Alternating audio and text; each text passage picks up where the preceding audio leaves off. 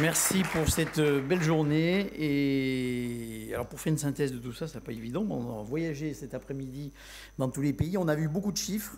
Alors j'ai gardé les chiffres de consommation à l'Espagne à 1,5 jusqu'à l'Autriche. On doit être à mon avis à entre 15 et 20%, passant 2% pour la Finlande, l'Angleterre et 3,5% pour les Pays-Bas, 4% pour la France et 5% pour l'Allemagne. Ça, c'est la consommation alimentaire des produits bio.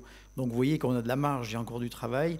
Et pour arriver à 100%, parce qu'on a évoqué à plusieurs reprises, le 100%, c'est un vieux rêve d'un ancien du bio que je voudrais bien voir réaliser un jour. Mais on va y arriver.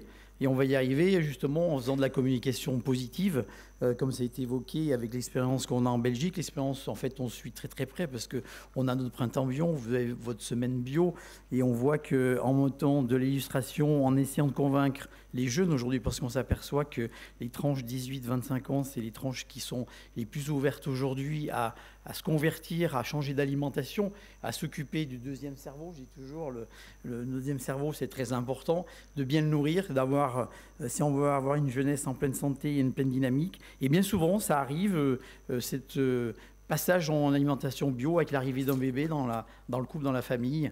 Donc on voit aussi qu'on a un accompagnement à faire de ce côté-là, peut-être à communiquer encore plus sur cette...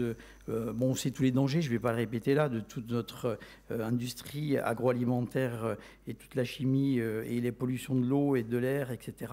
Mais en tout cas qu'on doit arriver à communiquer de façon très positive pour avancer sur cette bio. Féliciter aussi la qualité des intervenants, je crois qu'on peut tous les applaudir parce qu'on a voyagé à travers la planète.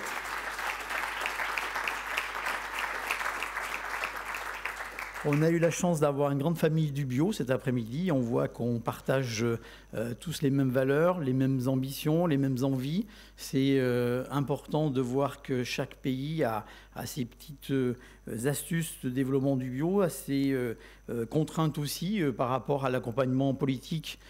On voit bien que suivant là aussi le jeu des chaises politiques et les changements, on a notre angoisse dans notre pays parce qu'on va avoir des chances prochainement. Donc les enjeux vont être importants. En tout cas, de sensibiliser tous les candidats à la présidentielle, ce qui a été fait dernièrement, pour essayer de mettre dans le débat, en tout du moins, mettre dans le débat du public aujourd'hui qu'il n'y a pas que les enjeux économiques, il y a les enjeux de société de demain, quelle société nous voulons, quelle agriculture nous voulons. On voit bien qu'on voit les difficultés que connaissent les agriculteurs qui sont en France, je crois, dans tout autre pays.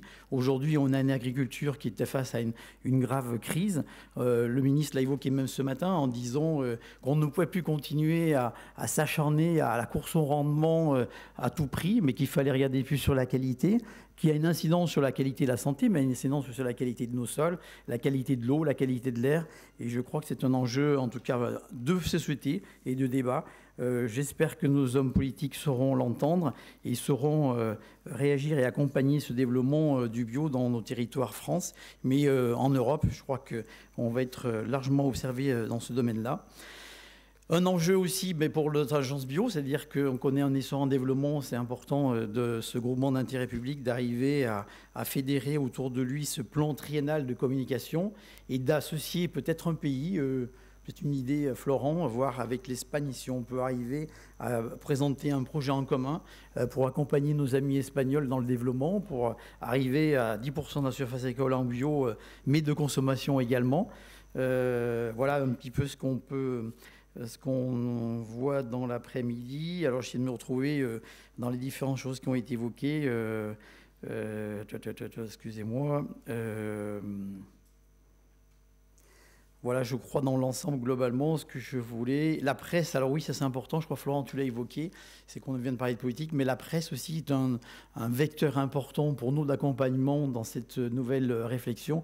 Et je crois que dans les médias, on a beaucoup d'écoute en ce moment. On l'a vu encore dernièrement, comme tu le disais tout à l'heure, Florent, avec notre dernière conférence de presse, où les enjeux de santé, les préoccupations de notre...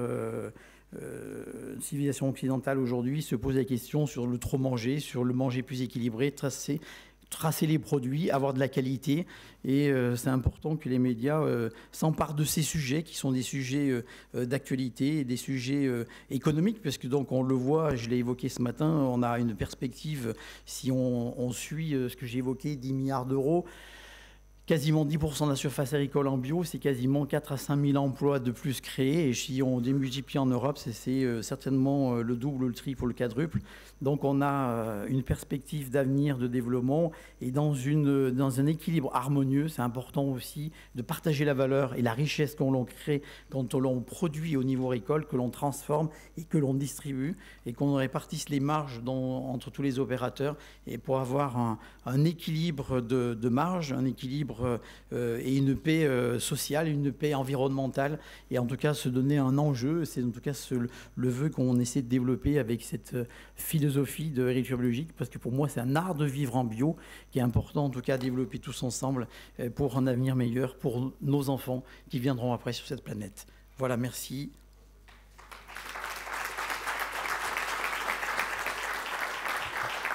Et prochain rendez-vous le 13 juin pour notre prochaine journée sur les rencontres pro-bio. Et juste si vous voulez des chiffres, hein, vous en avez plein, le petit feuillet qui est là, vous les apprenez tous par cœur quand vous êtes interviewé. Sur le site de l'Agence Bio, oui tout à fait, on aura tous les débats qui ont été déroulés dans la journée, n'est-ce pas Florent? Dès demain matin, vous aurez toutes les projections qui ont été faites aujourd'hui, tous les PowerPoint, et bien entendu les vidéos aussi de la journée pourront être vues, découpées par séquence, de façon à ce que tout le monde puisse revoir ces vidéos en français ou en anglais, en fonction du choix de chacun. Bonne fin de journée, merci, au revoir. Merci beaucoup à tous. N'oubliez pas de déposer vos casques en sortant, s'il vous plaît. Un grand merci à l'Agence Bio. Et j'ai oublié notre animatrice aussi à applaudir. Et les traducteurs là-haut. Et les traducteurs là-haut.